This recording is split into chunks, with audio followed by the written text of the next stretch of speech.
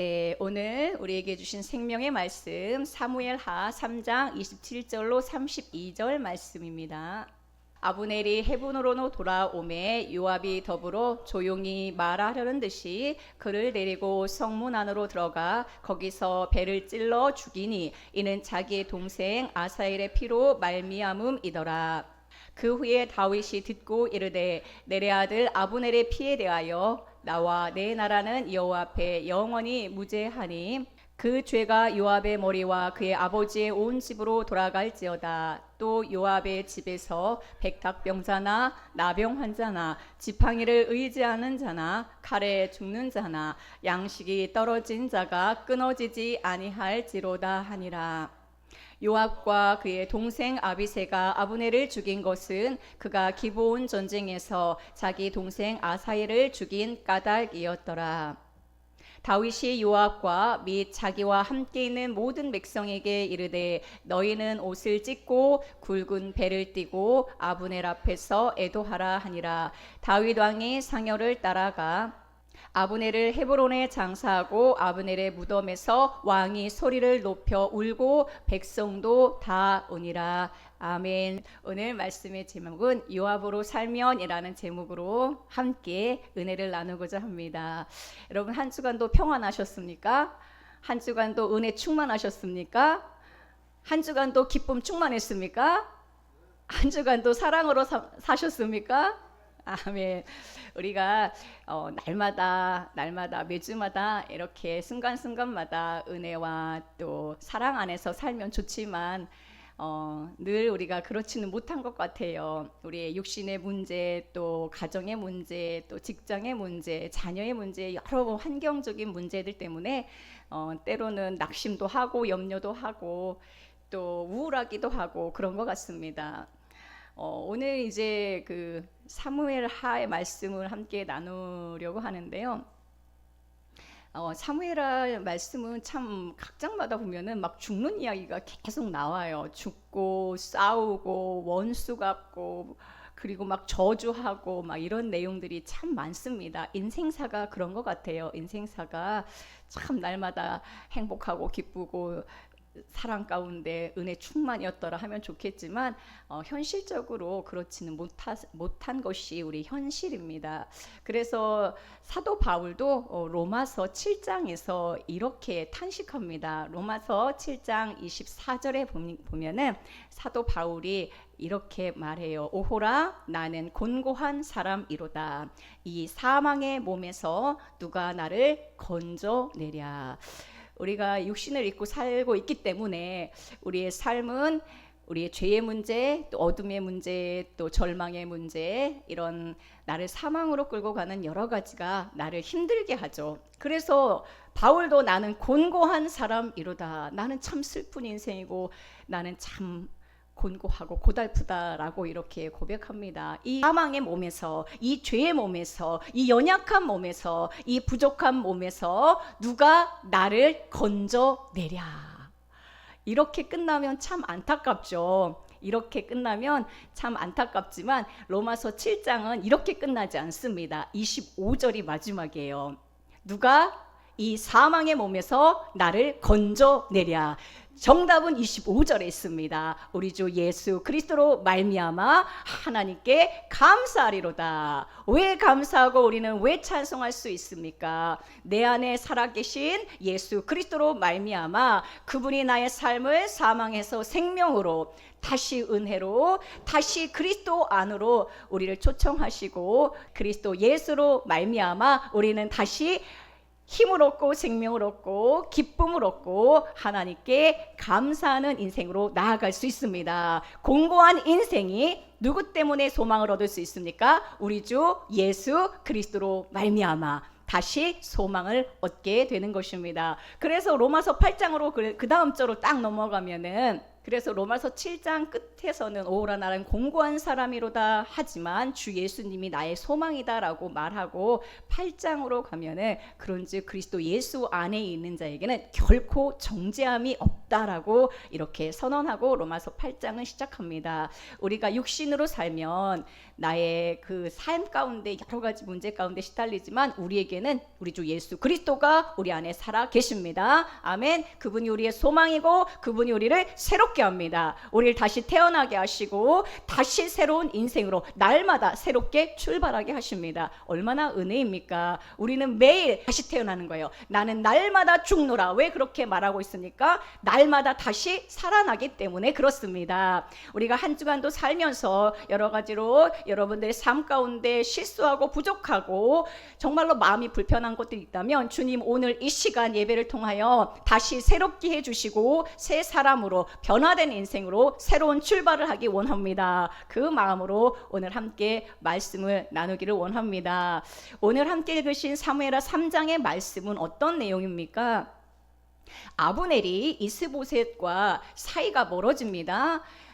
사울의 첩 리스바를 범한 일로 이스보셋이 아브넬을 책망하고 그래서 아브넬이 결심을 하죠. 다윗에게 이 온 이스라엘을 다 넘기리라. 그래서 전령을 보내서 다윗과 아브넬이 서로 교류를 하고 드디어는 아브넬이 20명과 함께 부하 20명과 함께 헤브론으로 오게 됩니다. 그래서 모든 협상을 마쳤어요. 마침내 온 이스라엘을 다윗에게 넘기기로 모든 협상이 끝났습니다.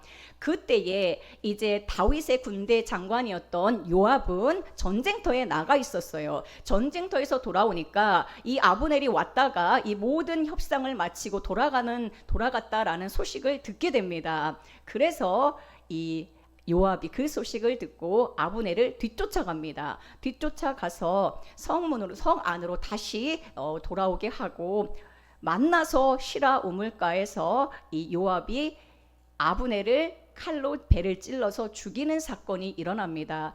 자, 그래서 사무엘하 3장은 아브넬이 죽는 이야기예요.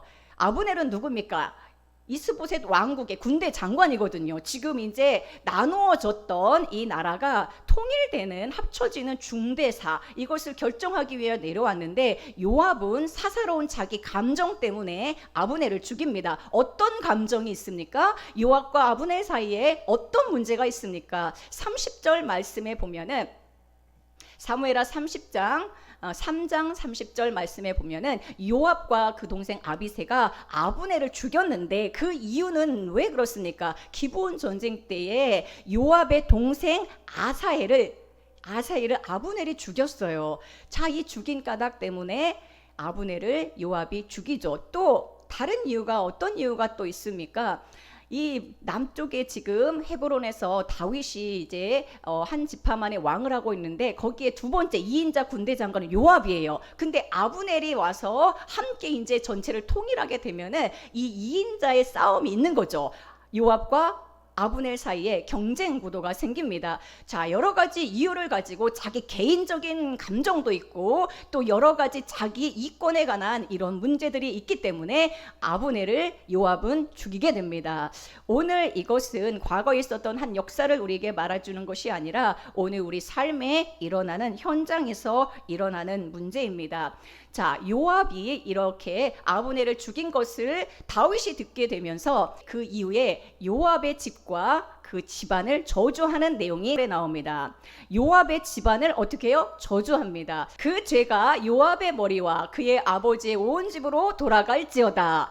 또 요압의 집에서 백탁병자나 나병 환자나 지팡이를 의지하는 자나 칼에 죽는 자나 양식이 떨어진 자가 끊어지지 아니할지로다. 이게 바로 요압의 집안에 내린 저주예요.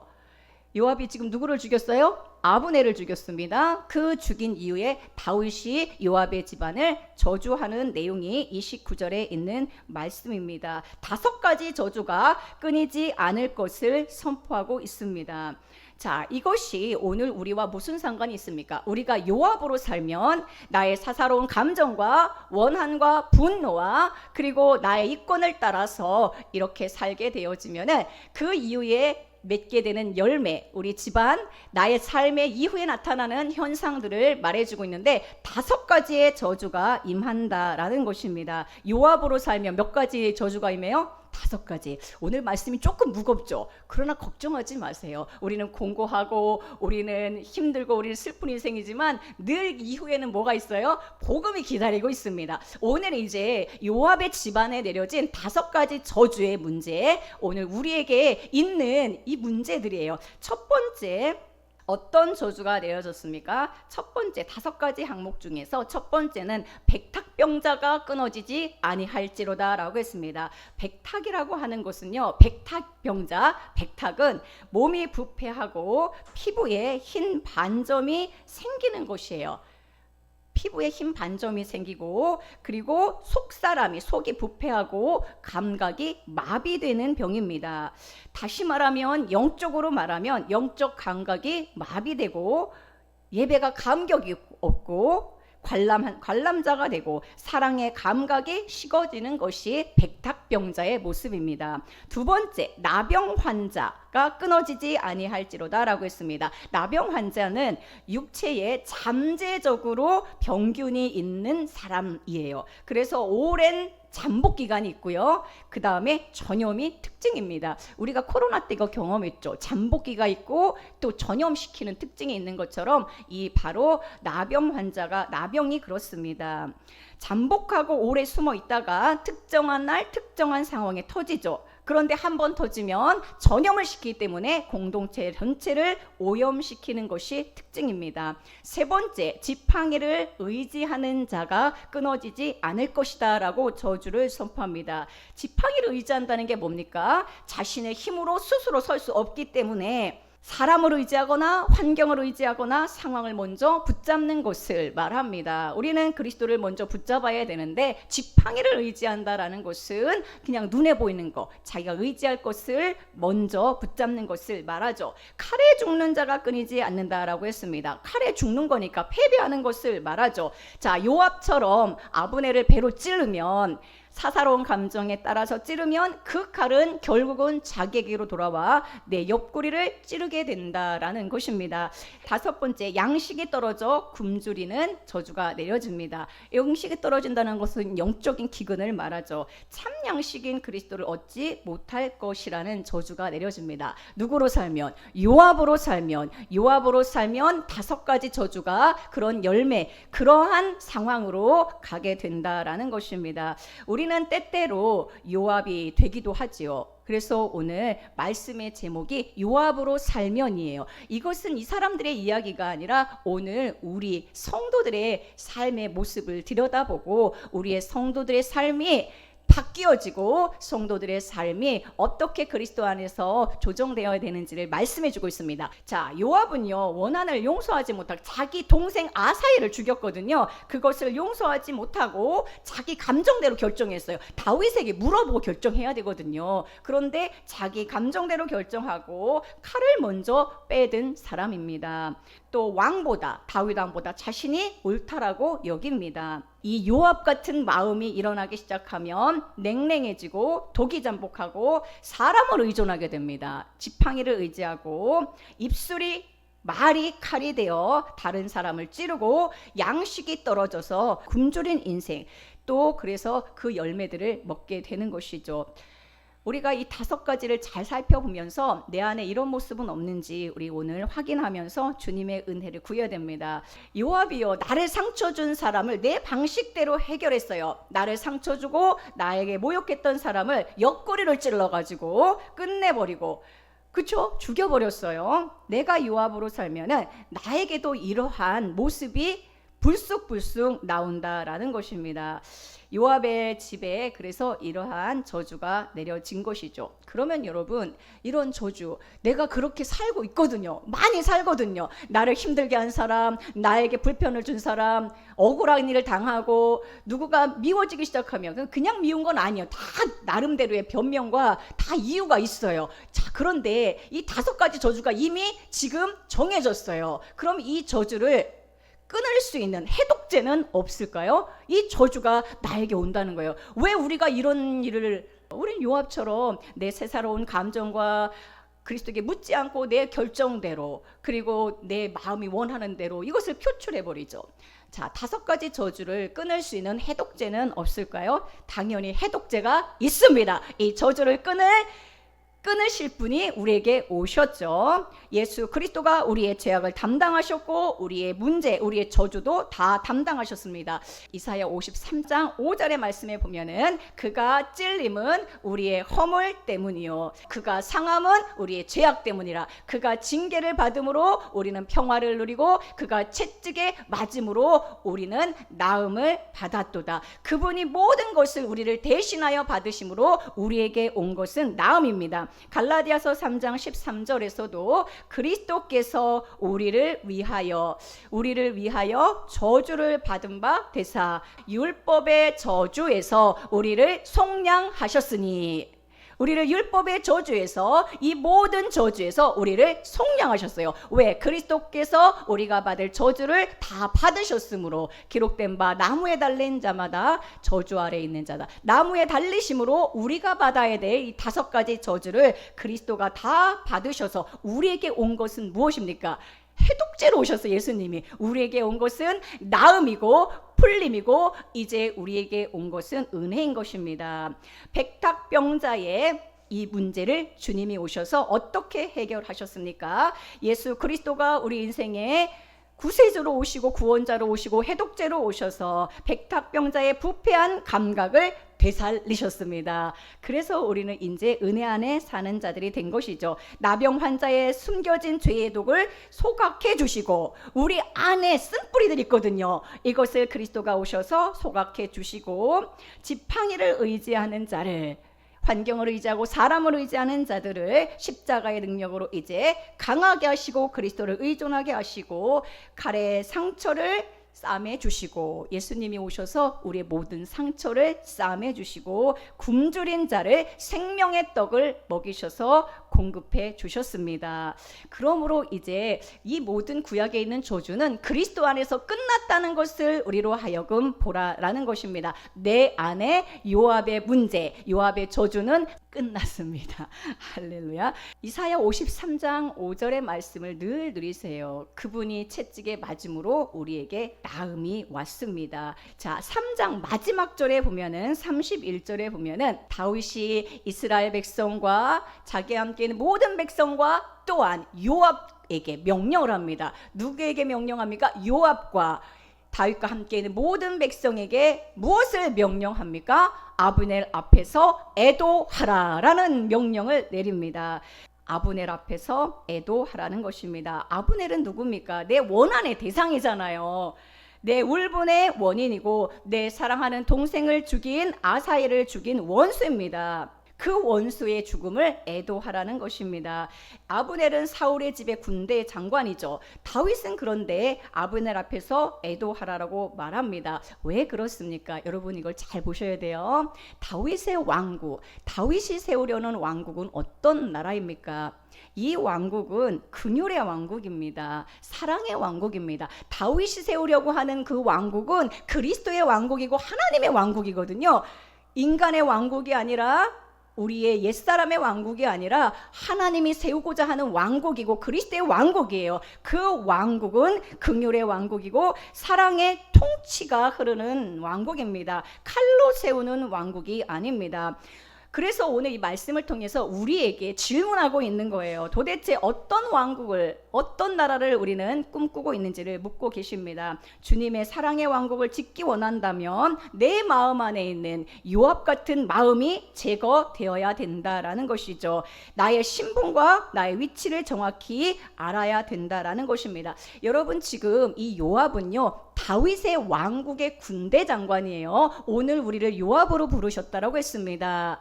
요압의 문제가 우리 안에서 처리되어야만이 이 다윗의 왕국은 튼튼히 설 수 있는 것이죠. 지금 요압의 문제는 그런 한 백성의 문제가 아닙니다. 지도자의 문제입니다. 이 다윗의 왕국은 칼로 세워지는 왕국이 아니고 이 왕국은 나라를 점점 영토를 확장해서 제국을 만들고자 하는 왕국이 아닙니다. 오늘 우리를 다윗의 왕국으로 초청하시고 그리스도의 왕국으로 초청하셨는데 그 나라에 쓰임받는 한 사람 한 악행한 사람이 요압의 자세로 있으면 안 된다는 것을 우리에게 말씀해 주고 있습니다. 다윗은 39절에서 이 스루야의 아들 요압의 문제에 대해서 악행한 자라는 거예요. 요압이 악행한 자이고 그 악한 대로 갚으실지로다 라고 말합니다. 다윗이 아브넬을 죽인 요압의 이 행동에 대해서 뭐라고 해요? 악행이라고 하는 거예요. 악행. 그의 악행은 무엇입니까? 아사엘의 자기 동생의 원수를 갚는 것이죠. 악한 일이에요. 자기 동생, 사사로운 동생의 원수 갚는 거. 지금 다윗의 왕국의 군대 장관인데 사사로운 개인의 감정으로 자기의 원한으로 이 아브넬을 죽인 것에 대하여 악행이라고 말하는 것입니다. 요압은 어느 나라의 군대 장관이에요? 다윗의 왕국, 사랑의 나라, 긍휼의 나라, 하나님이 짓고자 하는 그 나라의 군대 장관이고, 그러니까 군대 장관은 누구를 위해 일해야 됩니까? 내 감정대로 움직이면 안 되죠. 그리스도의 왕국 안에서 그리스도를 위하여 일하는 자로 부른 것입니다. 다윗을 위하여 일하는 자가 되어야 되는데 다윗에게 물어보지도 않고 자기의 감정대로 지금 일하고 있는 것을 보게 되어집니다. 우리는 요압으로서 사사로이 원수 갚는 일로 부르신 자가 아닙니다. 우리를 부르심의 목적이 있는데 하나님의 사랑을 보여주는 일로 우리는 선택된 자들입니다. 아멘. 그 나라는 사랑의 나라이기 때문에 그 나라의 군대 장관으로 그 나라의 백성들은 그 나라의 정체성을 가지고 살아야 된다라는 것입니다.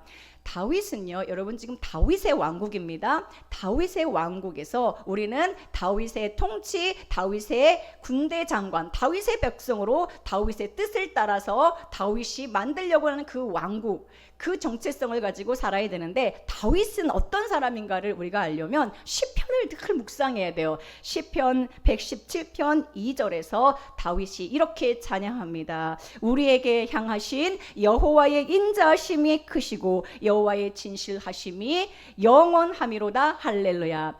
우리가 여호와 하나님을 찬양을 하는데 다윗의 찬양이 우리의 입술에 고백이 돼야 돼요. 여호와의 인자하심이 크시고 그의 진실하심이 영원하다라고 고백합니다. 이게 다윗이 세우려고 하는 나라의 모습인 것이죠. 그분의 사랑과 인자하심이 무궁한 나라의 백성은 이 나라를 함께 세우는 건축자로서 쓰임받기 위해 모인 것입니다. 이 나라에 우리는 쓰임받는 일꾼으로 모인 것이죠. 고린도후서 5장 14절에 보면은 그리스도의 사랑이 우리를 강권하시는도다라고 말씀하고 있습니다. 그리스도의 사랑이 우리를 강권하시고 우리의 악행과 우리 악한 일을 우리가 담당해야 되는데 그리스도가 모든 것을 죄가 되셔서 우리의 죄도 우리의 악도 그분이 다 담당하셔서 끝내시고 그분의 사랑이 우리를 강권하시고 있습니다. 자, 그러므로 오늘 사무엘하 3장에서 우리가 요압으로 살면은 이런 저주와 이런 악행을 갚으신다고 했는데 이 모든 것의 해독제는 우리 주 예수님이 다 담당하셨어요. 그분의 사랑이 우리를 강권하고 계세요. 그분의 사랑이 우리의 모든 죄와 허물을 다 덮으셨어요. 그러므로 우리는 그 사랑의 나라에서 하나님이 원하시는 삶의 방식대로 살아가야 된다라는 것입니다. 우리가 신앙생활 하다 보면은 정말로 어떤 사람들과 부딪혀가지고 불편한 게 굉장히 많아요. 내가 이 원수를 그냥 끝까지 갚으리라. 집안에도 있고 회사에도 있고 교회에도 있고 진짜 원수가 많습니다. 근데 심지어 자기 동생을 사랑하는 동생을 죽였어요. 그런데 우리 하나님의 나라 안에 부르심 받은 우리들은 그러한 감정에 따라 움직이는 자들이 아니라 여호와의 인자하심 때문에 우리가 여기까지 왔잖아요. 그러므로 우리는 사사로운 감정에 얽매여 사는 자들이 아니라 우리는 그리스도의 사랑이 우리를 강권하는 사람들로 부르신 것입니다. 그래서 예수님이 우리에게 계명을 주셨는데 새 계명을 주셨죠. 요한복음 13장 34절에 우리 그리스도의 나라 다윗의 왕국에 부름받은 자들에게 주신 계명이 있습니다. 요한복음 13장 34절 함께 읽어볼까요? 시작. 새 계명을 너희에게 주노니 서로 사랑하라. 내가 너희를 사랑한 것 같이 너희도 서로 사랑하라. 우리는 그리스도의 나라 다윗의 왕국에 부름받았어요. 그 나라 백성은 우리가 요압으로서 군대 장관으로서 지도자로서 사역자로서 교회 안에서 우리가 해야 될 것은 무엇입니까? 사사로운 원수 갚는 게 아니라 새 계명을 주셨는데 서로 사랑하라는 계명을 주셨습니다. 갈라디아서 5장 13절에서도 사랑을 하되 오직 사랑으로 서로 종로로 달아라고 말씀하고 있습니다. 베드로전서 1장 22절에서도 사랑을 하긴 하는데 마음으로 뜨겁게 사랑하라라고 했어요. 어떻게 사랑하라? 뜨겁게 사랑하라. 왜 성도들이 교회를 떠나냐면요, 교회에 사랑이 없어서 그래요. 성장한 사람들이, 사랑이 충만한 사람들이 사랑을 줘야 됩니다. 근데 요압은 군대 장관임에도 불구하고 이 사랑의 왕국에 초대된 사람인데 사사로 원수 갚는 일, 원 안에 맺혀서 백탁병자, 나병 환자의 모습으로 이 안에 독이 막 숨어 있어요. 그래서 언젠가 막 표출되어서 배를 찌르고 옆구리를 찌르고, 그리하여 그 모든 공동체까지 어둡게 만드는 그러한 자로 쓰임받으면 안 되잖아요. 우리는 사랑의 아들의 나라로 부름받았습니다. 서로 사랑으로 종로로 타는, 서로 뜨겁게 사랑하는 그 사랑의 나라로 부름받았습니다. 골로새서 1장 13절에 보세요. 우리를 어디 나라로 우리를 옮기셨는지. 원래 우리는 흑암의 권세, 어둠의 권세, 분노의 권세, 이 권세 아래 살았어요. 그런데 그리스도가 우리를 그 흑암의 권세에서 건져내셔서 그의 사랑의 아들의 나라로 옮기셨습니다. 여러분을 옮겨온 자들이에요. 그의 사랑의 아들의 나라. 그 나라는 어떤 나라입니까? 분노의 나라입니까? 원한의 나라입니까? 아니잖아요. 사랑의 아들의 나라로 옮기셨어요. 그의 아들의 나라, 여호와의 인자하심이 무궁한 나라로 우리를 옮기셨습니다. 그러면 그 나라의 백성은 그 나라의 정체성을 가지고 살아야 된다는 거예요. 왜 사사로운 감정에 교회에서도 표출해서 많은 사람들을 힘들게 합니까? 넘치는 교회 성도님들, 말씀을 누리고 생명과 은혜 안에서 계속해서 신앙생활하면서 하나님이 주시는 이 메시지를 계속해서 담고, 주님, 나는 할 수 없지만 예수님의 말씀을 계속 들으면서 나를 바꿔주시고, 내 안에 있는 이 나병 환자, 나병의 문제들, 이 마음 깊은 곳에 있는 잠복해 있는 이 독, 이 분노, 이것도 주님 십자가의 보혈로 다 씻으시고 제거해 주시고, 그래서 정말로 주님이 원하시는 사랑의 아들의 나라의 삶을 살기를 원합니다. 늘 그 나라에 정말로 맞는 백성의 삶을 살아야 되는 것입니다. 나는 곤고한 자고 내 힘으로는 할 수 없어요. 계속 이게 생각이 나거든요. 여러분 힘들게 하고, 여러분들 삶 가운데 원수들이 있죠. 한 명이면 좋겠는데 한 명, 두 명이 아니야. 집에도 원수 있고, 교회도 원수 있고, 직장에도 원수 있고, 꼴도 보기 싫고, 생각만 하면 열이 받고, 있어요, 없어요? 자, 그런데 내 힘으로는 이 분노와 내 안에 있는 이 백탁, 그 다음에 이 나병, 이게 문제가 해결이 안 돼요. 그러나 오늘 복음으로 들으세요. 해독제가 우리에게 있습니다. 우리 주 예수 그리스도로 말미암아 감사하리로다 있잖아요. 나는 곤고해요. 나는 할 수 없어요. 왜냐하면 늘 무너지는 걸 늘 경험하거든요. 그러나 우리 주 예수 그리스도가 해독자로서 그 사랑의 아들의 나라로 옮기셨다라고 우리에게 분명히 말씀해주고 있습니다. 나는 더 이상 요압으로 살지 않고 그리스도의 나라 안에서 사랑을 퍼뜨리는 자로, 용서하는 자로, 여호와 인자하심이 무궁하시다라는 그 나라의 백성이므로 그 나라의 정체성을 가지고 사는 자인 것입니다. 종교개혁자 칼빈은 이런 말을 했어요. 나의 심장을 주께 드립니다. 나의 심장을 누게 드려요? 주께 드립니다. 이 칼빈이 나의 심장을 하나님께 드립니다 라고 했어요. 그럼 심장이 없는 거예요. 하나님께 드려서. 그러니까 누가 나의 심장을 찔러도 아프지가 않아요. 드려버려서. 우리 모두는 이미 칼빈의 고백과 같이 그 한 사람의 고백이 아니라 우리는 심장을 하나님께 드렸습니다. 심장이 찔려도 아프지가 않게 되어 있어요. 왜냐하면 드려버렸으니까. 늘 이 마음으로 나의 심장을 주님께 드립니다. 나를 아프게 하고 찌르는 사람들에 대하여 내가 분노하고 원수 같고 배를 찌르는 그런 자로 쓰임받지 않고 늘 용서하고 관용하고 그 사랑의 아들의 나라에 사는 자 되기를 원합니다. 늘 고백을 올려드리는 저와 여러분이 되기를 원합니다. 우리 함께 찬양 드릴 텐데요. 슬픈 마음 있는 사람 어떻게 하면 될까요? 슬픈 마음이 있어요. 어떻게 하면 될까요? 예수 이름 믿으면 돼요. 예수님이 예수님이 어떻게 나를 사랑의 아들의 나라로 옮겨버렸구나. 나는 이제 옛사람의 나라 안에 사는 게 아니라 사랑의 아들의 나라로 옮기셔서 나는 지금 다윗의 왕국에 살고 있구나.